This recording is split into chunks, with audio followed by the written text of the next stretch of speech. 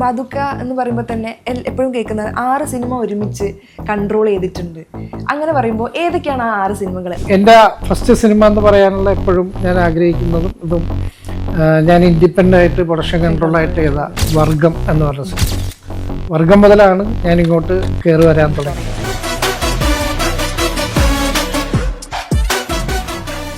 ഇപ്പൊ അയ്യപ്പനും കോശിയും എന്നുള്ള സിനിമ അത് എല്ലാം സച്ചിയേട്ടനാണ്. സച്ചിയേട്ടൻ അങ്ങനെ ഒരു കഥ ചിന്തിക്കുകയും അത് ഇന്ന സ്ഥലത്ത് വെച്ച് എടുക്കണമെന്ന് ആഗ്രഹിക്കുകയും അവിടെ തന്നെ പോയിരുന്ന് പുള്ളി സ്ക്രിപ്റ്റ് എഴുതുകയും അവിടെ തന്നെ പുള്ളി ലൊക്കേഷൻ എല്ലാം പുള്ളി തന്നെ കണ്ടുപിടിക്കുകയും എല്ലാം ചെയ്തിട്ടാണ് അവിടെ.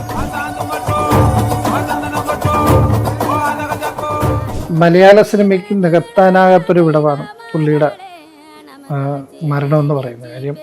അതേപോലെ ഒരു സ്ക്രിപ്റ്റ് ചെയ്യാൻ പിന്നെ ഒരാളെ ഇന്ന് വരെ കിട്ടില്ല. ഇപ്പം സച്ചിയേട്ടനാണെങ്കിലും ശരി, ലോഹി സാറാണെങ്കിലും ഒക്കെ ശരി, അതുപോലെ തന്നെ സച്ചിയേട്ടനുമായിട്ട് ഒരുപാട് പേഴ്സണൽ ബന്ധങ്ങളായിരുന്നു. അത്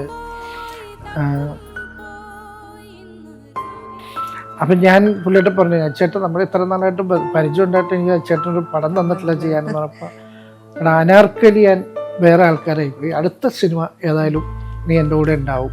ആ ഒരു ബന്ധം അത് ഭയങ്കരമായിരുന്നു. അത് കഴിഞ്ഞ് ഒരുപാട് പദ്ധതികൾ ഞങ്ങൾ രണ്ടുപേരും കൂടി തമ്മിൽ ചേർന്ന് പ്ലാൻ ചെയ്തിട്ടുണ്ടായിരുന്നു. ഒരു വലിയ സിനിമ രണ്ടുപേരും കൂടി ചേർന്ന് പ്രൊഡക്ഷൻ ചെയ്തുകൊണ്ട് പുള്ളി ഡയറക്റ്റ് ചെയ്യാൻ വേണ്ടിയൊക്കെ ഒരു പരിപാടിയെല്ലാം പ്ലാൻ ചെയ്ത് ഇങ്ങനെ നിൽക്കുന്ന സമയത്തായിരുന്നു പുള്ളി സർജറിക്ക് പോകുന്നത്. ഞാൻ ഹോസ്പിറ്റലിൽ കിടക്കുമ്പോഴാണ് അദ്ദേഹത്തിന് സീരിയസ് ആയ വിഷയങ്ങളും എല്ലാം അറിയുന്നതും. സച്ചിയേട്ടൻ മരിക്കുമ്പോഴും ഞാൻ ഹോസ്പിറ്റലാണ്.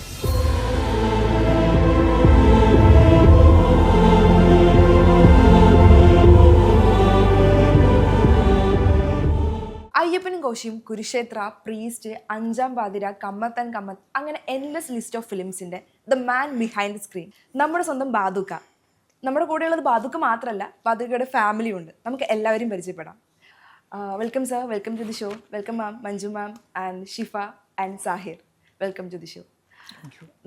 ഇപ്പോൾ നമ്മുടെ ഒരു ഇൻഡസ്ട്രി എടുക്കുകയാണെങ്കിൽ ഫിലിം ഇൻഡസ്ട്രി, പക്ഷേ നമ്മൾ ഒരുപാട് പേരെ കണ്ടിട്ടുണ്ട്. അതായത് എനിക്ക് ആക്ടർ ആവണം, അല്ലെങ്കിൽ എനിക്ക് ഇന്ന ഫീൽഡിൽ വർക്ക് ചെയ്യണം, പക്ഷേ ഒരു പ്രൊഡക്ഷൻ കൺട്രോളർ ആവുക, അല്ലെങ്കിൽ എനിക്ക് അങ്ങനെ ഒരാളാവുക എന്നുള്ളത് നമ്മൾ അധികാരം കേട്ടിട്ടില്ല. അതായത് ഇപ്പോൾ നമ്മൾ ഡയറക്ടർ ആവണമെന്ന് പറഞ്ഞിട്ട്, പക്ഷേ എനിക്കൊരു പ്രൊഡക്ഷൻ കൺട്രോളർ ആവണം എന്ന് നമ്മൾ ആഗ്രഹത്തോടു കൂടി വരുന്ന ഞാൻ കണ്ടിട്ടില്ല. മീൻസ് അങ്ങനെ ഒരു ഫീൽഡിലേക്ക് അതൊരു ധൈര്യപൂർവ്വം എത്തുക എന്ന് പറഞ്ഞാൽ വളരെ ബുദ്ധിമുട്ടുള്ള കാര്യമാണ്. കാരണം എല്ലാ കാര്യങ്ങളും ഒറ്റയ്ക്ക് നിന്ന് കൺട്രോൾ ചെയ്യാന്ന് പറഞ്ഞാൽ ഭയങ്കര ബുദ്ധിമുട്ടുള്ള കാര്യമാണ്. സോ അങ്ങനെ ഒരു പൊസിഷനിലേക്ക് സാർ എങ്ങനെയാണ് എത്തിയത്? ആ ചോദ്യത്തിന് ഞാനൊരു തമാശ പറഞ്ഞുകൊണ്ട് ആദ്യം പറയാം. നടൻ ജോയി മാത്യു ചേട്ടൻ ഒരു പ്രാവശ്യം എന്നോട് ചോദിച്ചു, നീ സിനിമയിൽ എന്താഗ്രഹിച്ചിട്ടാണ് വന്നതെന്ന് ചോദിച്ചു. അപ്പോൾ ഞാൻ പറഞ്ഞു, ഞാൻ പ്രൊഡക്ഷൻ. നീ ഒരിക്കലും ഒരുത്തൻ സിനിമയിലോട്ട് വരുമ്പോൾ ആദ്യം ഏതായാലും ഇപ്പോൾ ഞാൻ വീട്ടിൽ പറഞ്ഞിട്ട് വരുവാണ്, ഉമ്മാട്ടെ പറഞ്ഞിട്ട് വരുവാണ്, അല്ലെങ്കിൽ വീട്ടുകാരോട് പറഞ്ഞിട്ട് വരുവാണ്, ഞാനൊന്നും മദ്രാസിൽ പോയിട്ട് വരാൻ, ഞാൻ സിനിമയിൽ പ്രൊഡക്ഷൻ മാനേജറായിട്ട് വരാമെന്നും പറഞ്ഞാൽ ഒരാളും പോകാറില്ല. നീയും വന്നത് അഭിനയമോഹം മൂത്തിട്ടല്ലേ എന്ന് പറഞ്ഞത് കറക്റ്റാണ്. സിനിമയിൽ ചെറുപ്പം പോലെ സിനിമ കണ്ട് വളർന്ന് നമ്മൾ സിനിമയോട് ഇഷ്ടം തോന്നി നമുക്ക് സിനിമയിൽ എങ്ങനെയെങ്കിലും കയറി പറ്റണമെന്നുള്ള ആഗ്രഹമായിരുന്നു മനസ്സ് മുഴുവൻ. ആ ആഗ്രഹം ഏകദേശം ഒരു പ്രീ ഡിഗ്രി ഒക്കെ കഴിഞ്ഞ സമയം മുതൽ ഞങ്ങൾ രണ്ടുപേരുണ്ടായിരുന്നു. ഞാനും പ്രീ ഡിഗ്രിക്ക് പഠിക്കുമ്പോൾ ഞാനും ഷിജു അരൂർ എന്ന് പറഞ്ഞ സീരിയലിലെ ഡയറക്ടറാണ്, അവനും കൂടിയായിരുന്നു ഒന്നിച്ചിറങ്ങിയത്. അവനാദ്യം നേരെ പോയത് സീരിയൽ ടീമിൻ്റെ കൂടെയാണ് ആദ്യം പോകുന്നത്. അതിന് ശേഷമാണ് ഞാൻ വരുന്നത്. അപ്പോൾ ഞാൻ ആദ്യം ചെയ്തത് ഒരു ഡോക്യുമെൻ്ററി പ്രൊഡ്യൂസ് ചെയ്തുകൊണ്ടാണ് ഞാൻ ഇൻഡസ്ട്രിയിലോട്ട് കടക്കുന്നത്. കിഴക്കിൻ്റെ വെനീസ് എന്ന് പറഞ്ഞൊരു ഡോക്യുമെൻ്ററി ആയിരുന്നു. അവിടെ നിന്ന് പിന്നെ ഞാൻ വീണ്ടും ഈ പറഞ്ഞ അന്നത്തെ കാലത്ത് ഈ ആൽബംസ്, ഇന്നത്തെ ഷോർട്ട് ഫിലിമല്ല, അന്ന് ടെലിഫിലിമാണ്, അങ്ങനെയുള്ള കുറേ വർക്കുകളൊക്കെ ചെയ്ത് പിന്നെ നേരെ ഒരു സീരിയലിൽ വർക്ക് ചെയ്യാൻ വന്നു. സീരിയലിലൂടെ ഞാൻ നിൽക്കുമ്പോഴാണ്, സീരിയൽ മാനേജറായിട്ടൊക്കെ നിൽക്കുന്ന സമയത്ത് തന്നെ ഞങ്ങളുടെ ഒരു മെട്രോ സ്റ്റുഡിയോ എന്ന് പറഞ്ഞൊരു സ്റ്റുഡിയോ കാക്കനാടുണ്ട്. അവിടെയാണ് ഏറ്റവും കൂടുതൽ സിനിമകളുടെ വർക്കൊക്കെ നടക്കുന്നത്. അപ്പോൾ അവിടെ വെച്ചാണ് ഞാൻ ഡയറക്ടർ കെ ഹരിദാസിനെ പരിചയപ്പെടുന്നത്. ഹരിദാസേട്ടൻ വഴിയാണ് ഞാൻ പ്രൊഡക്ഷൻ മാനേജറായിട്ട് സിനിമയിലോട്ട് കയറുന്നത്. ഏതൊക്കെ നമ്മൾ ഫിലിംസ് ചെയ്താലും ഫസ്റ്റ് മൂവി അല്ലെങ്കിൽ നമ്മൾ ആഗ്രഹിച്ച ആ ഫീൽഡിൽ ഫസ്റ്റ് ടൈം അല്ലെങ്കിൽ ഫസ്റ്റ് പ്രൊഡക്ഷൻ എന്ന് പറയുന്നത് ഭയങ്കര ഇമ്പോർട്ടൻ്റ് ആയിരിക്കും.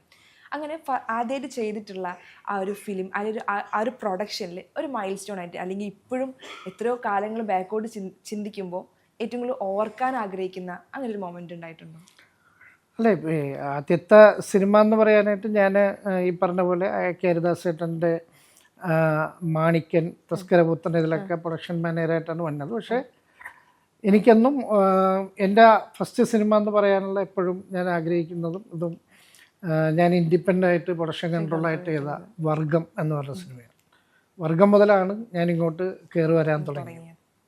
നമ്മുടെ ഒരു ബാദുക്ക എന്ന് പറയുമ്പോൾ തന്നെ എപ്പോഴും കേൾക്കുന്നത് 6 സിനിമ ഒരുമിച്ച് കൺട്രോൾ ചെയ്തിട്ടുണ്ട്. അങ്ങനെ പറയുമ്പോൾ ഏതൊക്കെയാണ് ആ 6 സിനിമകൾ? അത് എങ്ങനെയാണ്? അപ്പം ഒരു സിനിമ കൺട്രോൾ ചെയ്യുമ്പോൾ തന്നെ നമുക്കറിയാം, ആക്ട് ചെയ്യുമ്പോൾ തന്നെ അതിൻ്റെ ബുദ്ധിമുട്ട്. അതിനിടയിൽ 6 സിനിമ ഒരേ ടൈം എങ്ങനെയാണ് അത് കൺട്രോൾ ചെയ്ത് പോയത്? കൺട്രോൾ ചെയ്യാന്ന് പറഞ്ഞാൽ നമുക്ക് ഒരു സിനിമ കഴിഞ്ഞാൽ അടുത്ത സിനിമ ചെയ്യുന്നത് പോലെയല്ല. ഒറ്റയടിക്ക് 6-7 സിനിമയൊക്കെ ചെയ്യാന്ന് പറയുമ്പോൾ അതിന് ഏറ്റവും കൂടുതൽ നമുക്ക് പ്രൊഡ്യൂസറുടെയും ഡയറക്ടറെയും സപ്പോർട്ട് വേണം. അപ്പോൾ ആ സമയത്ത് എനിക്ക് എല്ലാവരുടെയും സപ്പോർട്ട് ഭയങ്കരമായിട്ടുണ്ടായിരുന്നു. അപ്പോൾ അങ്ങനെയാണ് ഒരേ സമയത്ത് 1971 ബിയോണ്ട് ബോർഡർ, മറ്റേ പുള്ളിക്കാരൻ സ്റ്റാറാണ്, ആടുപുലിയാട്ടം, പിന്നെ നമ്മുടെ ആദം ജോൺ, അങ്ങനെ ഒരു 5-6 പടങ്ങൾ ഒരേ സമയം എല്ലാ സൂപ്പർ സ്റ്റാറുകളുടെ പടം ഒന്നിച്ച് ചെയ്യാനുള്ള ഒരു ഭാഗ്യ സമയത്തുണ്ട്. അത് ഏറ്റവും കൂടുതൽ ഇവരുടെ സപ്പോർട്ടും പിന്നെ എൻ്റെ കൂടെ വർക്ക് ചെയ്യുന്നവരുടെ മെയിൻ സപ്പോർട്ട് അവരുടെയാണ് വേണ്ടത്. ഇപ്പം നമ്മളൊരു സ്ഥലത്തില്ലെങ്കിലും നമ്മളെപ്പോലുള്ള കാര്യങ്ങൾ നോക്കുന്ന ഒരു ടീം എൻ്റെ കൂടെ ഉണ്ടായിരുന്നത് കൊണ്ടാണ് അതൊക്കെ സാധിച്ചത്. ഇപ്പം സാർ ഫാമിലി എന്ന് പറഞ്ഞാൽ നമുക്ക് വലിയൊരു സപ്പോർട്ട് തന്നെയാണല്ലോ. നമ്മളിപ്പോൾ ഇൻഡസ്ട്രിയിൽ പോയാൽ കൂടി ഫാമിലി തരുന്നൊരു സപ്പോർട്ടുണ്ട്, ഒരു മെൻ്റൽ സപ്പോർട്ട് ഉണ്ടാവും. എങ്ങനെയാണ് മാം സാറിനുമായിട്ടുള്ള ആ ഒരു സപ്പോർട്ട് എങ്ങനെയാണ് ഫാമിലി? മകളാണെങ്കിലും ഇപ്പോൾ ആ ഒരു ഇൻഡസ്ട്രിയിലേക്ക് വന്നു തുടങ്ങുന്ന ഒരാൾ തന്നെയാണ്. ഫാഷൻ ഷോയിലാണെങ്കിലും അല്ലാതെ ഫിലിംസിലാണെങ്കിലും ഒക്കെ മുഖം കാണിച്ചിട്ടുള്ള ഒരാൾ കൂടിയാണ് ഷിഫ. അപ്പോൾ എങ്ങനെയാണ് ഫാമിലിയുടെ ഒരു ഇൻക്ലൂഷൻ? ഫാമിലിയുടെ ഇൻക്ലൂഷൻ ഇപ്പോഴേ ഈ കുറച്ച് നാളുകളായിട്ടാണ്, ഞാൻ പ്രൊഡക്ഷനിലോട്ട് ഇറങ്ങിയതിന് ശേഷമാണ് ഞാൻ ഫുൾ ടൈം ഇവരൊക്കെ കൂടെ ഉണ്ടെന്ന് പറയാൻ പറ്റില്ല. അല്ലെങ്കിൽ നേരത്തേക്ക് ഷൂട്ടിങ്ങിന് പല സ്ഥലങ്ങളിലാണ്, പല സമയത്താണ് വരിക. എപ്പോഴും യാത്രകളൊക്കെ ആയിരിക്കും. ആ സമയത്ത് മഞ്ജു ആയിരുന്നു, ഇപ്പോഴും മഞ്ജു തന്നെയാണ്. ഇവിടുത്തെ ഗൃഹനാഥനില്ല, ഗൃഹനാഥ തന്നെയാണ് ഇപ്പോഴും ഇവിടെ ഉള്ളത്. ഏറ്റവും കൂടുതൽ മക്കളായിട്ട് ഏറ്റവും കൂടുതൽ ഇൻട്രാക്ട് ചെയ്യുന്നത് മാം ആയിരിക്കും അല്ലേ? അപ്പം സാർ അങ്ങനെ പുറത്തു പോകുന്ന സമയത്ത് എങ്ങനെയാണ് മാം അതിനെ കണ്ടത്? അതായത് പ്രൊഡക്ഷൻ കൺട്രോളുടെ ഒരു വൈഫ് അല്ലെങ്കിൽ പ്രൊഡ്യൂസറുടെ ഒരു വൈഫ് എന്നൊക്കെ പറയുമ്പം, കാരണം ഇപ്പോൾ ഒരു ഫിലിം ഇൻഡസ്ട്രിയിൽ ഒരു മാരേജ് എന്ന് പറഞ്ഞാൽ നമുക്ക് കാണാൻ പറ്റുന്ന ഒരുപാട് കാര്യം, അയ്യോ ഫിലിമിലുള്ള ഒരാളെയാണ് കല്യാണം കഴിക്കുന്നത്, ഒരു ആക്ടർ, അങ്ങനെയൊക്കെ ഒരു എപ്പോഴെങ്കിലും ഫേസ് ചെയ്തിട്ടുണ്ടോ അല്ലെങ്കിൽ അങ്ങനെ എന്തെങ്കിലും കേട്ടിട്ടുണ്ടോ? ലവ് മാരേജ് ആണ്. അത് പറയാം, ലവ് മാരേജ് ആകുമ്പോഴും അങ്ങനെ ഒരു ഫിലിമിൽ നിൽക്കുന്ന ഒരാളെയാണോ അങ്ങനെ ഒരു രീതിയിൽ എന്തെങ്കിലും ഉണ്ടായിട്ടുണ്ടോ ലൈഫിൽ? ഫിലിമിൽ നിൽക്കുന്ന ആളെ തന്നെ പ്രേമിച്ചത്, അപ്പം പിന്നെ കുഴപ്പമില്ല. ഇപ്പൊ മാമുമായിട്ടുള്ള മാരേജ് അതിന് മുമ്പ് എത്ര വർഷത്തെ പ്രണയമായിരുന്നു? അങ്ങനെ വർഷങ്ങളൊന്നും പ്രണയിച്ചിട്ടൊന്നുമില്ല. അത് എന്നാലല്ലോ, കുറച്ചാണല്ലോ. ഓർമ്മയില്ലേ? മാം പറഞ്ഞു. ശരിക്കും മഞ്ജുവും അഭിനയിക്കാൻ വേണ്ടിയാണ് ഈ ഫീൽഡിലോട്ട് വന്നത്, പക്ഷെ അഭിനയിപ്പിച്ചില്ല. മാം പറഞ്ഞോളൂ. അഭിനയിക്കാൻ വന്നതാ. അപ്പം അങ്ങനെ ആ സമയത്ത് അവിടെ ഫോണൊന്നും ഇല്ലായിരുന്നു. ഇപ്പൊ വേറൊരു വീട്ടിലാ ഫോണൊക്കെ ചെയ്യുന്നത്. അങ്ങനെ കുറെ സംസാരിച്ച് അങ്ങനെ ഫസ്റ്റ് എനിക്ക് പ്രേമം തോന്നി, ഞാൻ പറഞ്ഞതാ. പ്രപ്പോസൽ ഇവിടുന്നായിരുന്നു. സാറിന് അപ്പം അങ്ങനെ ഒരു ഇഷ്ടം ഉണ്ടായിരുന്നു? പിന്നെ ഉള്ളിൽ ഒതുക്കി വെക്കുകയായിരുന്നു, പറയാൻ വേണ്ടി വെയിറ്റ് ചെയ്യുന്നു, അവളൊന്ന് പറയട്ടെ ആയിരുന്നു. ഇപ്പം അച്ഛൻ്റെ അമ്മയുടെയും ആ ഒരു സ്നേഹം കണ്ടിട്ടായിരിക്കണം വളർന്നിട്ടുണ്ടാവുക. അപ്പം എങ്ങനെയാണ് അവർ, ഇപ്പം നമ്മളുടെ ഒരു തിരക്ക് പിടിച്ച ലൈഫിലും ഇപ്പോൾ പാരൻസ് കൊടുക്കുന്നൊരു ടൈം അത് മക്കൾക്ക് ഏറ്റവും കൂടി ഇമ്പോർട്ടൻ്റ് ഉള്ള കാര്യമാണ്. അതായത് എത്ര ബിസി ആയിട്ടുള്ള പാരൻസ് ആയിക്കോട്ടെ, മക്കൾക്ക് വേണ്ടിയിട്ടുള്ളൊരു ടൈം അതെങ്ങനെയാണ് ഇക്കയും മാം തരുന്നത്?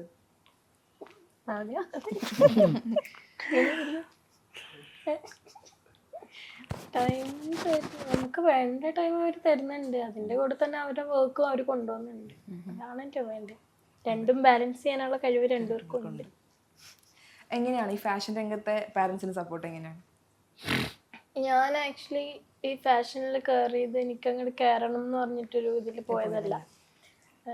എനിക്ക് ഇങ്ങോട്ട് ഒരു ഓഫർ വന്നതാണ്, ഇങ്ങനെ ഒന്ന് ട്രൈ ചെയ്ത് നോക്കുന്നതെന്ന് പറഞ്ഞിട്ട് ഒരു കോൾ വന്നതാണ്. അപ്പോൾ അമ്മയാണ് ശരിക്കും ഇങ്ങനെ വിടാവുന്ന ഒരു സാധനം ഇങ്ങനെ പറഞ്ഞത്. അപ്പൊ അമ്മ ഇങ്ങനെ- ഫ്രണ്ട് വഴിയാണ്. അതെ. അമ്മയുടെ ഒരു ഫ്രണ്ട് വഴിയാ വന്നേ.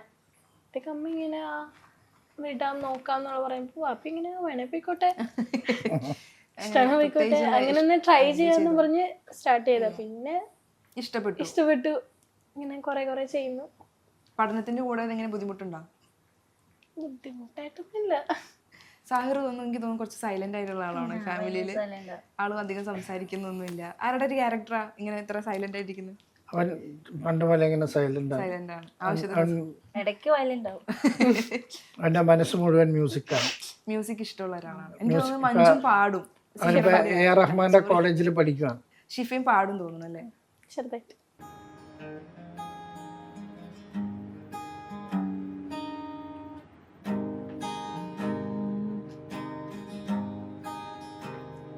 പീഡയുന്നൊരെന്റെ ജീവനിൽ കിനാവു തന്ന നീയില്ലെങ്കിലെന്നിലെ പ്രകാശമില്ല. മിഴിനീരു പെയ്ത് മാറി കിടാതെ കാത്ത് പുഞ്ചിരി നീന്നൊരാ പ്രതീക്ഷയിൽ എരിഞ്ഞ പുന്തിരി. മനം പകുത്തു നൽകിടാം, കുറുമ്പു കൊണ്ടു മൂടിടാം, അടുത്തു വന്നിടാം, ഒതിച്ചു നിന്നിടാം, വിരൽ കുരുത്തിടാം, സ്വയം മറന്നിടാം. ഈ ആശകൾ തൻ മൺതോണിയുമായി തുഴഞ്ഞകലെ പോയി എന്റെ നെഞ്ചാകെ നീയല്ലേ, എന്റെ ഉമ്മാകെ നീയല്ലേ. നിന്നെ അറിയാനുള്ളു നിറയാൻ ഒഴുകി ഒഴുകി വാ. എന്നും എന്നും ഒരു പുഴയാ. ആരാധികേ മഞ്ഞു തീരും വഴിയരികെ നാളേറെയായി കാത്തു നിന്നു മിഴി നിറയെ. Oh my God. സത്യം പറഞ്ഞാൽ ഞാൻ കുറച്ച് നേരത്തേക്ക് എല്ലാം മറന്നു പോയിട്ട്, ആങ്കറിങ് മറന്നു, ഇന്റർവ്യൂയും കഴിഞ്ഞു, എല്ലാം കഴിഞ്ഞു. ഞാൻ അവിടെ ആയിരുന്നു പോയി. ഭയങ്കര വണ്ടർഫുൾ ആയിട്ടുണ്ട്. Thank you Sahir. Thank you Shifa. എനിക്ക് തോന്നുന്നു ഫാമിലി എല്ലാം ആയി. ആക്ടിങ് ഉണ്ട്, ആക്ടർ ഉണ്ട്, സിംഗർ ഉണ്ട്, മ്യൂസിക് കമ്പോസ് ചെയ്യാൻ ആളുണ്ട്, പ്ലേ ചെയ്യാൻ ആളുണ്ട്, അത് പ്രൊഡ്യൂസ് ചെയ്യാൻ ആളുണ്ട്, കൺട്രോൾ ചെയ്യാൻ ആളുണ്ട്. മാം അതിന്റെ എല്ലാ സപ്പോർട്ട് ചെയ്യാൻ വേറെ ഒരു ബാക്ക്ബോൺ പ്രൊഡ്യൂസർ പുള്ളിക്കാരിയാ. അപ്പൊ എല്ലാം തികഞ്ഞിട്ടുള്ള ഒരു ഫാമിലിയാണ് ആക്ച്വലി, അല്ലേ? ആക്ടിങ് ഇഷ്ടപ്പെട്ടു പോയ ബാദുക്ക, ആക്ടിങ് ഏതൊക്കെ ഫിലിംസിൽ നമ്മളെ ഏതൊക്കെയാണ് അങ്ങനെ ഒരുപാട് ചെയ്തിട്ടുണ്ട് എങ്കിൽ കൂടി ഇഷ്ടപ്പെട്ട് അങ്ങനെ കുറേ പടങ്ങൾ ചെറിയ ചെറിയ വേഷങ്ങളൊക്കെ ചെയ്തിട്ടുണ്ട്. ലാസ്റ്റ് നരിവേട്ട ഇറങ്ങിയായിരുന്നു. കുറേ പടങ്ങളുണ്ട്. പിന്നെ ഇപ്പോൾ ഒരു സീരിയലും ചെയ്യുന്നുണ്ട്, മഴതോരും മുമ്പേ എന്നും പറഞ്ഞ ഏഷ്യാനെറ്റിൽ ജോയ്സി സാറിൻ്റെ ഒരു സീരിയലുണ്ട്. അതിലൊരു ക്യാരക്ടർ ചെയ്യുന്നുണ്ട്. ഷിഫയും ആക്ടിങ്ങിലേക്കുള്ള തന്നെയല്ലേ ഒരു ചെയ്തിട്ടുണ്ടായിരുന്നില്ലേ? ഇതിന് ചെറുപ്പത്തിലൊക്കെ ചെയ്തിട്ടുണ്ട്. ഇപ്പോൾ 2 പടം ഓഫർ വന്ന് ഇങ്ങനെ കഥയൊക്കെ കേട്ട് ഓക്കെ പറഞ്ഞ് നിൽക്കുന്നു. ആഹാ, അടിപൊളിയാവട്ടെ. അപ്പോൾ നമ്മുടെ ഇപ്പം എനിക്ക് തോന്നുന്നു ടി വി ഫിലിംസ് മുതൽ സാറ് ഈ ഒരു രംഗത്തുണ്ട്. ആ സമയം മുതൽ ഇപ്പം OTT ആയി തുടങ്ങി. എങ്ങനെയാണ് അതിൻ്റെ ഒരു മാറ്റം? കാരണം എല്ലാം കണ്ടിട്ടുണ്ട്. അതായത് TV ഫിലിംസ് മുതൽ, ഷോർട്ട് ഫിലിംസ് മുതൽ, ഡോക്യുമെൻ്ററി മുതൽ, തിയേറ്റർ ഫിലിംസ് മുതൽ, ഇപ്പോൾ OTT റിലീസ് മുതൽ എല്ലാ ഭാഗത്തും സാർ അതിൻ്റെ ഒരു പാർട്ടായിട്ടുണ്ട്. അതിൻ്റെ ഒരു മാറ്റത്തെ എങ്ങനെയാണ് കാണുന്നത് ആ ഫിലിം ഇൻഡസ്ട്രിയിൽ വരുമ്പോൾ? അല്ല, ഓരോ മാറ്റങ്ങൾ വരുമ്പോഴും നമ്മുടെ ഇൻഡസ്ട്രി വളരുന്നതാണ് ഈ കാണുന്നത്. അതെ. ഇപ്പോൾ ഒരു ആദ്യം അങ്ങനെ ടെലിവിഷൻ രംഗം വന്നു. അതുപോലെ ടെലിവിഷൻ രംഗത്ത് പിന്നെ ഏഷ്യാനെറ്റ് പോലുള്ള ഇതൊക്കെ വന്നതിന് ശേഷം അവർ സാറ്റലൈറ്റ് റൈറ്റ്സ് എടുക്കാൻ തുടങ്ങി. അപ്പോൾ പഴയതിൽ നിന്നും സിനിമയിലോട്ട് ആൾക്കാർ വരാൻ അല്പം ധൈര്യം കാണിച്ചു തുടങ്ങി. അതിനുശേഷം ഇപ്പോൾ OTT പ്ലാറ്റ്ഫോംസ് വന്നു. സിനിമയ്ക്ക് ഭയങ്കര മാർക്കറ്റ് ലെവലുണ്ടായി. മാത്രമല്ല മലയാള സിനിമയ്ക്ക് ലോകം മുഴുവൻ ഒട്ടേറെ പ്രേക്ഷകരുണ്ടായി. കാരണം ഈ OTTയിലൂടെയാണ് ഏറ്റവും കൂടുതൽ ആൾക്കാർ കണ്ടു തുടങ്ങിയത്. അതുകൊണ്ട് ഇപ്പോൾ മലയാള സിനിമ ഇപ്പോൾ ലോകം മുഴുവൻ അറിയപ്പെടുന്ന ഒരു രീതിയിലോട്ട് എത്താൻ അതിൻ്റെ ഒരു സഹായം വളരെ വലുതാണ്. അപ്പം അതുപോലെ തന്നെ ഇപ്പോൾ തിയേറ്ററിക്കൽ, മുമ്പ് തിയേറ്ററിലൊക്കെ ഈ ഒരു ഇടക്കാലത്തൊക്കെ തിയേറ്ററിലൊക്കെ ഭയങ്കര പ്രശ്നങ്ങളൊക്കെ ആയിരുന്നു. അങ്ങനെ വന്ന് ഇൻഡസ്ട്രി തകർച്ചയിലുള്ള വക്കിലോട്ട് വന്നതാണ്. പിന്നെ ഇപ്പോൾ വീണ്ടും ഈ മൾട്ടിപ്ലക്സുകളൊക്കെ വന്ന് വീണ്ടും തിയേറ്ററുകളൊക്കെ എല്ലാ പഴയ തിയേറ്ററൊക്കെ മാറ്റി എല്ലാവരും അത് വിപുലീകരിച്ച് തിയേറ്ററിൽ പോയിരുന്ന് കാണാനൊരു അനുഭവം ഉണ്ടാക്കുന്ന രീതിയിലോട്ട് കൊണ്ടുവന്നതുകൊണ്ട് ഇപ്പോൾ തിയേറ്ററിലും പ്രേക്ഷകർ ഇഷ്ടംപോലെ ഉണ്ട്. അതെ, കാരണം നമ്മളിപ്പോൾ OTT വന്നാലും ഇപ്പോഴും തിയേറ്റർ തേടി പോകുന്ന കുറേ പേരുണ്ട്. ഇപ്പോഴും സ്റ്റിൽ തിയേറ്ററിൻ്റെ അനുഭവം എക്സ്പീരിയൻസ് ചെയ്യണം എന്ന് കരുതി പോകുന്ന ഒത്തിരി പേരുണ്ട്. പക്ഷെ എന്നാലും OTT റിലീസ് ശരിക്കും നമ്മളെ വേറെ രീതിയിൽ പ്രൊഡക്ഷനെ അത് ബാധിക്കുന്നുണ്ടോ? അതായത് ഇപ്പോൾ തിയേറ്റർ റിലീസിന് കിട്ടുന്ന ആ ഒരു പാക്കേജ് പോലെ അല്ല നമുക്ക് OTT, അങ്ങനെ ഒരു സംഭവം ഉണ്ടോ? അല്ല, തിയേറ്റർ റിലീസ് കഴിഞ്ഞ പടങ്ങളാണ് OTTയിൽ പോകുന്നുള്ളൂ. വളരെ ചുരുക്കം പടങ്ങൾ മാത്രമേ പ്രീമിയർ OTTയിൽ മാത്രമായിട്ട് വന്നിട്ടുള്ളൂ. പിന്നെ OTTയിൽ ഇപ്പോൾ വെബ് സീരീസാണ് കൂടുതലും ഇപ്പോൾ വരുന്നത്. സിനിമ തിയേറ്റർ കഴിഞ്ഞിട്ടേ ഇപ്പോൾ OTTയിൽ വരുന്നുള്ളൂ. പ്രത്യേകിച്ചും മലയാളം പടങ്ങൾ. മലയാളം പടങ്ങളൊക്കെ ശരിക്കും പറഞ്ഞാൽ OTTക്കാർ പറയുന്നത് മലയാളം പടങ്ങൾ അവർക്ക് നഷ്ടമാണെന്നുള്ള രീതിയിലാണ് അവർ പറഞ്ഞുകൊണ്ടിരിക്കുന്നത്. എനിക്കൊന്ന് കോവിഡ് ടൈമിലായിരുന്നു നമ്മുടെ ഈ OTT. ആ സമയത്ത് ഫിലിം ഇൻഡസ്ട്രി എന്നല്ല എല്ലാ ഇൻഡസ്ട്രിക്കാരും ഏറ്റവും കൂടുതൽ ഒരു ബുദ്ധിമുട്ടിച്ചൊരു ടൈമാണത്. ആ ടൈമിലൊക്കെ ഇനി അങ്ങോട്ട് അങ്ങനെ ഒരു ഇപ്പൊ ഫിലിമിനെ അത്രയും കണ്ടു നിൽക്കുന്ന ആൾക്കാർ അത് എങ്ങനെയാണ് സാർ ആ സമയത്ത് പ്രൊഡക്ഷൻ നിന്ന് പോയിട്ടുണ്ടാവും പല ഫിലിംസിന്റെ ഇടയിൽ അല്ലെ? അങ്ങനെ ഒരു കാലം ഉണ്ടായിട്ടുണ്ടാവും. ആ സമയത്ത് ഏത് ഫിലിമിലായിരുന്നു ചിലപ്പോൾ ലോക്കായി പോയിട്ടുണ്ടായിരുന്നു? അല്ല, ശരിക്കും പറഞ്ഞാൽ കൊറോണ സ്റ്റാർട്ട് സമയത്ത് നടന്നിരുന്ന പടം നമ്മുടെ പ്രീസ്റ്റൊക്കെയാണ്. പ്രീസ്റ്റ്, പിന്നെ കൊറോണ പേപ്പേഴ്സ്, പിന്നെ ശരിക്കും ആ കറക്റ്റ് കോവിഡ് ടൈമിൽ ആദ്യം ഞാൻ ചെയ്യുന്നത് ലാലോണം നല്ലോണം എന്നും പറഞ്ഞിട്ട് ആ സമയത്ത് ഏഷ്യാനെറ്റിന് വേണ്ടി ലാലേട്ടൻ്റെ ഒരു പ്രോഗ്രാം, അതായിരുന്നു ഏറ്റവും കൂടുതൽ സ്ട്രിക്റ്റ് ആയിട്ട് നമ്മൾ ചെയ്തത്. അതിനകത്ത് പങ്കെടുക്കുന്ന ആൾക്കാരെ എല്ലാം കോവിഡ് ടെസ്റ്റ് നടത്തി 10 ദിവസം നമ്മൾ ആ പ്രോഗ്രാം നടക്കുന്നവിടെ താമസിപ്പിച്ച് വേറെ പുറത്തോട്ടൊന്നും പോകാൻ പറ്റില്ല. അത് ലാൽ സാർ ഉൾപ്പെടെ അങ്ങനെയായിരുന്നു. അങ്ങനെ ഒരു ഇതിലൊക്കെയാണ് അന്ന് ആ പ്രോഗ്രാം ഞങ്ങൾ ഷൂട്ട് ചെയ്തതൊക്കെ. ഒരാളെയും പുറത്ത് നമ്മൾ കയറ്റാതെ അതിനകത്ത് റെസ്ട്രിക്ഷനായിട്ട് തന്നെ അങ്ങനെയൊക്കെ ഞങ്ങൾ മറ്റേ ആ ഡ്രസ്സൊക്കെ ഇട്ടാണ് എല്ലാവരും അവിടെ നിൽക്കുന്നത് തന്നെ. അങ്ങനത്തെ ഒരു അനുഭവിക്കാൻ ആ സമയത്ത് ഉണ്ടായിട്ടുള്ളത്. ഇപ്പോൾ നമ്മുടെ ഈ ഒരു ഇൻഡസ്ട്രിയിൽ ഇപ്പോൾ ഒരുപാട് ക്ലാഷുകൾ ഉണ്ടാവാറുണ്ട്. എനിക്ക് തോന്നുന്നു അതിൽ ഏറ്റവും കൂടുതൽ പെട്ടുപോകുന്ന ഒരാൾ പ്രൊഡ്യൂസർ അല്ലെങ്കിൽ അതിനെ കൺട്രോൾ ചെയ്യുന്ന ഒരാളാണ്. ഇപ്പോൾ ഡയറക്ടറും ആക്ടേഴ്സും തമ്മിലുള്ള കുറച്ച് പ്രശ്നങ്ങൾ അല്ലെങ്കിൽ പ്രൊഡക്ഷനിൽ വരുന്ന ഇഷ്യൂസ്, അതൊക്കെ എങ്ങനെയാണ് സാർ?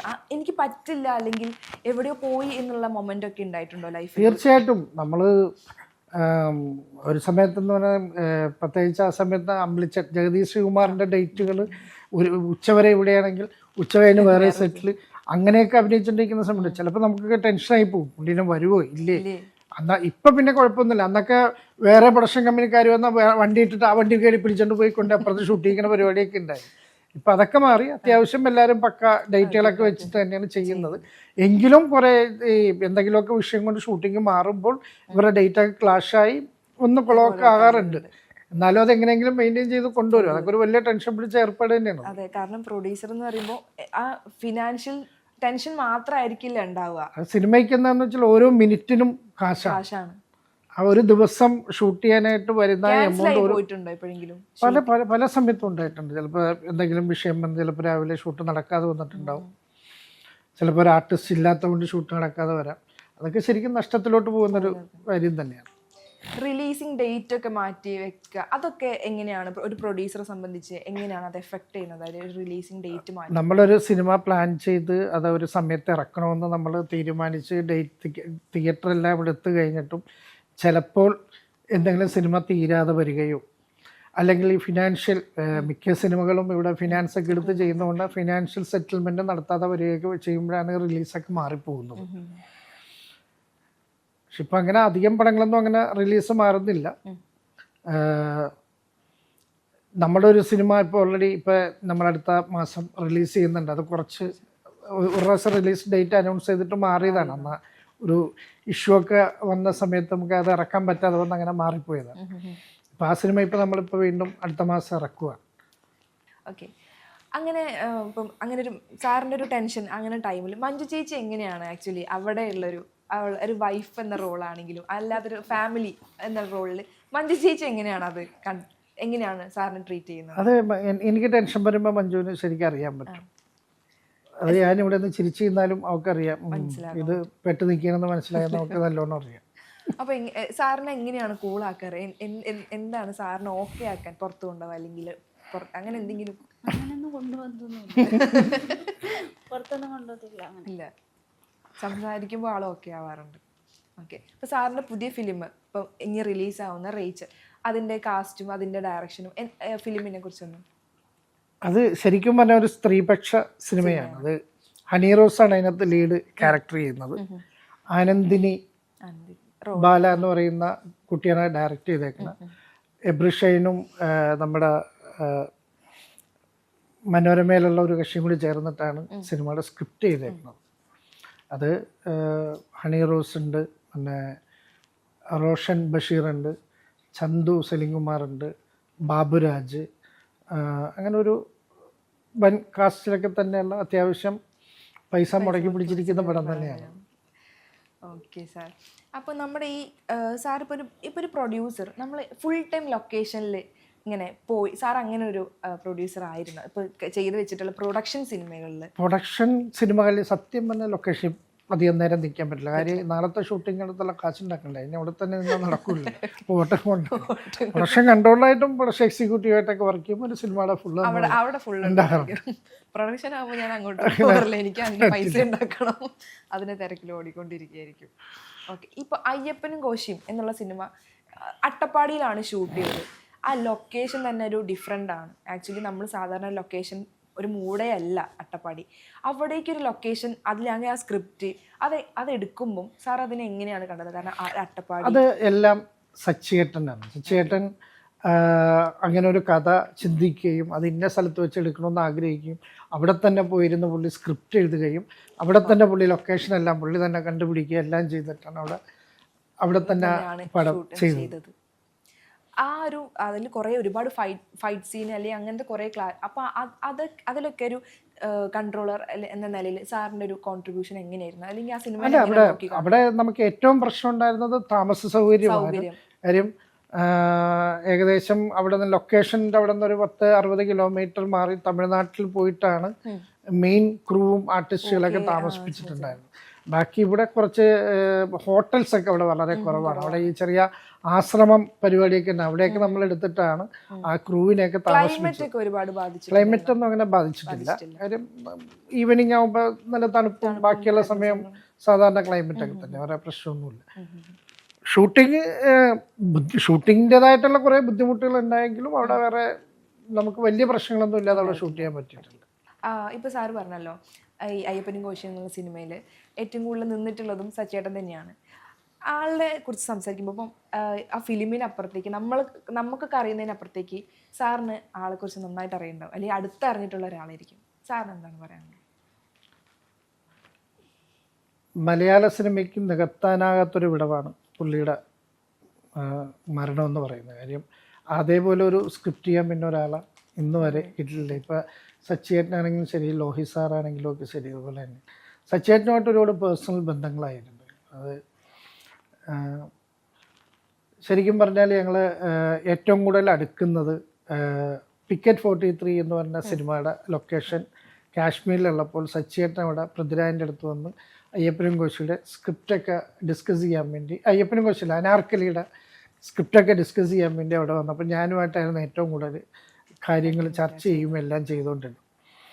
അപ്പം ഞാൻ പുള്ളിയുടെ പറഞ്ഞു, അച്ചേട്ടൻ നമ്മൾ ഇത്ര നാളായിട്ട് പരിചയം ഉണ്ടായിട്ട് എനിക്ക് അച്ചേട്ടനൊരു പടം തന്നിട്ടില്ല ചെയ്യാനെന്ന് പറഞ്ഞപ്പോൾ, എടാ അനാർക്കലി ഞാൻ വേറെ ആൾക്കാരായി പോയി, അടുത്ത സിനിമ ഏതായാലും നീ എൻ്റെ കൂടെ ഉണ്ടാവും.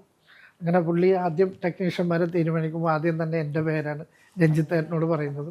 രഞ്ജിത്തേട്ടൻ പറഞ്ഞു രഞ്ജിത്തേട്ടനും എന്നെ തന്നെയാണ് വെക്കാൻ തീരുമാനിച്ചിരുന്നു. ആ ഒരു ബന്ധം അത് ഭയങ്കരമായിരുന്നു. അത് കഴിഞ്ഞ് ഒരുപാട് പദ്ധതികൾ ഞങ്ങൾ രണ്ടുപേരും കൂടി തമ്മിൽ ചേർന്ന് പ്ലാൻ ചെയ്തിട്ടുണ്ടായിരുന്നു. ഒരു വലിയ സിനിമ രണ്ടുപേരും കൂടി ചേർന്ന് പ്രൊഡക്ഷൻ ചെയ്തുകൊണ്ട് പുള്ളി ഡയറക്റ്റ് ചെയ്യാൻ വേണ്ടിയൊക്കെ ഒരു പരിപാടിയെല്ലാം പ്ലാൻ ചെയ്ത് ഇങ്ങനെ നിൽക്കുന്ന സമയത്തായിരുന്നു പുള്ളി സർജറിക്ക് പോകുന്നു. സർജറിക്ക് പോകുന്ന മുമ്പ് ഞങ്ങൾ രണ്ടുപേരും, അപ്പോൾ എനിക്കും ഒരു സർജറിക്ക് പോകണമായിരുന്നു. എനിക്കൊരു ചെറിയൊരു പ്രശ്നം ഉണ്ടായിട്ട് ഞാനും ഞാൻ റിനയിലും പോകുന്നു, പുള്ളി വടകര അങ്ങ് ഹോസ്പിറ്റലിലോട്ട് പോകുന്നു. അങ്ങനെ തിരിച്ചു വരും, നമ്മളിത് മാറി തിരിച്ചു വന്നിട്ട് നമുക്ക് നമ്മുടെ പരിപാടിയിലോട്ട് കയറുന്നു എന്നൊക്കെ പറഞ്ഞ് ഹോസ്പിറ്റലിലോട്ട് പോണതിൻ്റെ തലേന്ന് വരെ ഞങ്ങൾ കണ്ടതാണ്. ഞാൻ ഹോസ്പിറ്റലിൽ കിടക്കുമ്പോഴാണ് അദ്ദേഹത്തിന് സീരിയസ് ആയ വിഷയങ്ങളും എല്ലാം അറിയുന്നതും. സച്ചിയേട്ടൻ മരിക്കുമ്പോഴും ഞാൻ ഹോസ്പിറ്റലാണ്. ആ ഹോസ്പിറ്റലിൽ നിന്നാണ് എന്നെ എല്ലാവരും കൂടി അവിടെ കൊണ്ടുവന്ന് പുള്ളീനെ കാണിച്ചിട്ടൊക്കെ തിരിച്ചു കൊണ്ടുപോയത്.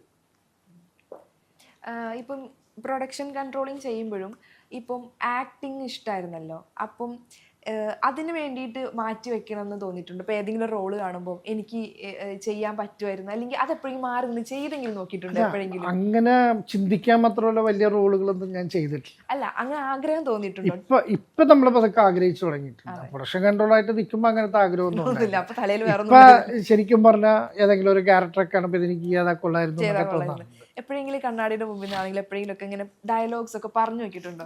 ഇല്ല, ഒന്നുമില്ലേ? ഒന്നുമില്ല. ഇല്ല, അതായത് ഫേമസ് ആയിട്ടുള്ള ഡയലോഗ്സ് ഇങ്ങനെ പറഞ്ഞു നോക്കുക അങ്ങനെ ചെറുപ്പത്തിലൊക്കെ ഉണ്ടായിട്ടുണ്ട്. മമ്മൂക്കയുടെ ലാലേട്ടൻ്റെ ഒക്കെ ഡയലോഗൊക്കെ നമ്മള് ചെയ്തു നോക്കാറൊക്കെ ഉണ്ടായിരുന്നു. പക്ഷെ ഇപ്പൊ ഒന്നുമില്ല. അതല്ല, ഫോൺ വിളിക്കുന്നതിന് മുന്നേ തന്നെ വർത്താനം പറയും. അങ്ങനെ സ്വഭാവമുണ്ട്. ആരെങ്കിലും ഫോൺ വിളിക്കണമെന്ന് ഇങ്ങനെ ഫോൺ എടുക്കുന്നതിന് മുന്നേ തന്നെ ആളെടുത്ത് പറയാനുള്ള റിഹേഴ്സൽ ചോദിക്കുന്നു. തന്നെ പറയും. എന്താ പറയാനുള്ളതെന്ന് ആലോചിച്ച് വയ്ക്കും, മറന്നു പോകും. പൃഥ്വിരാജും ബിജു മേനോനും രണ്ടുപേരും അസാധ്യ ആക്ടേഴ്സാണ്. അവരുടെ ഒരു കോൺട്രിബ്യൂഷൻ അല്ലെങ്കിൽ ആ ഒരു സെറ്റ് എങ്ങനെയായിരുന്നു ആക്ച്വലി അവരായിട്ടുള്ള സെറ്റ്? ചെയ്യാൻ പറ്റില്ല, നല്ല ഹാപ്പി ആയിട്ടുള്ള സെറ്റായിരുന്നു. ആ സമയത്തായിരുന്നു മറ്റേ നമ്മുടെ അനാർക്കലിയുടെ ഒരു വിജയവും അതിൻ്റെ ആഘോഷവും ഒക്കെ ആ സെറ്റിൽ വെച്ചായിരുന്നു നടന്നത്.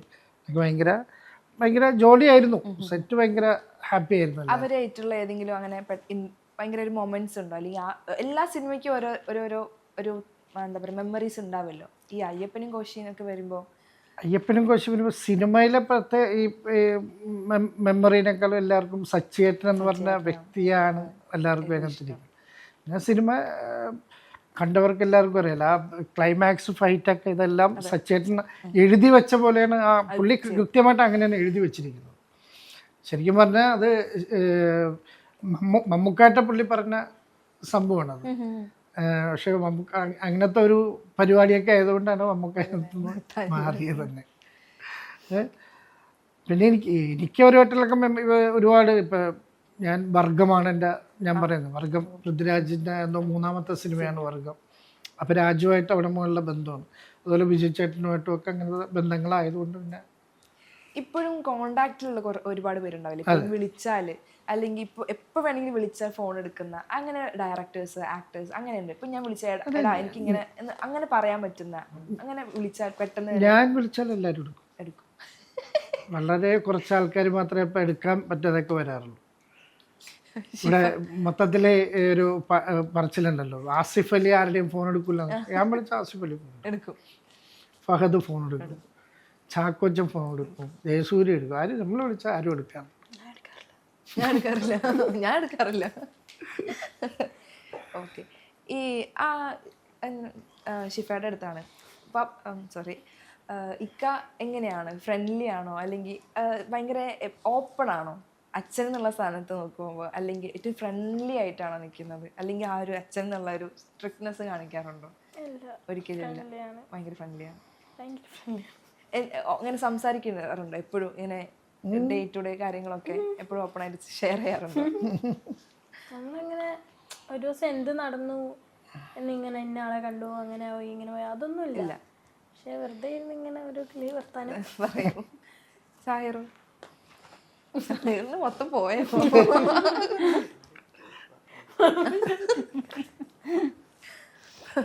ആള് മ്യൂസിക് നീ കമ്പോസ് ചെയ്തോണ്ടിരിക്കുകയാണോ ഉള്ളില്? ഇല്ല, അല്ല, അവനെന്താ തിരിച്ചു പോവാ, ക്ലാസ്സിന് പോവാണ്. ഓക്കെ, അതിന്റെ ഇവളുടെ ബർത്ത്ഡേ ആയിരുന്നു കഴിഞ്ഞ ദിവസം, അതിനു വേണ്ടി വന്നതാണ്. തിരിച്ചു പോണ വിഷമമുണ്ടോ പാരന്റ്സിന്റെ? അവര് ഇവിടത്തെക്കാൾ ഇഷ്ടം അവിടെ പോവാനാണ്. അവിടെ നിൽക്കുന്ന അവന് ഇഷ്ടം, ഇങ്ങോട്ട് വന്ന വളരെ കുറവാണ്. ഓണത്തിനും വന്നില്ല, മറ്റേ പെരുന്നാളിനും വന്നില്ല, ഒന്നിലും വന്നില്ല. അങ്ങനെയല്ല, അവിടെ തന്നെ അതെ, എനിക്ക് പരിപാടിക്ക് കൂടിയിട്ടല്ലേ വരാൻ പറ്റുള്ളൂ അല്ലേ? Okay sir. അപ്പോൾ നമ്മുടെ ഇപ്പം ഇൻഡസ്ട്രി ഒന്നാണെങ്കിലും ജനറേഷൻ മാറിക്കൊണ്ടിരിക്കുകയാണ്.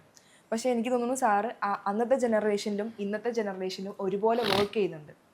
അപ്പോൾ അങ്ങനെ ഒരു ജനറേഷന് കൊടുക്കുന്ന ഒരു മോട്ടീവ് അല്ലെങ്കിൽ എന്തെങ്കിലും ഒരു തോട്ട് ഉണ്ടാവുമല്ലോ.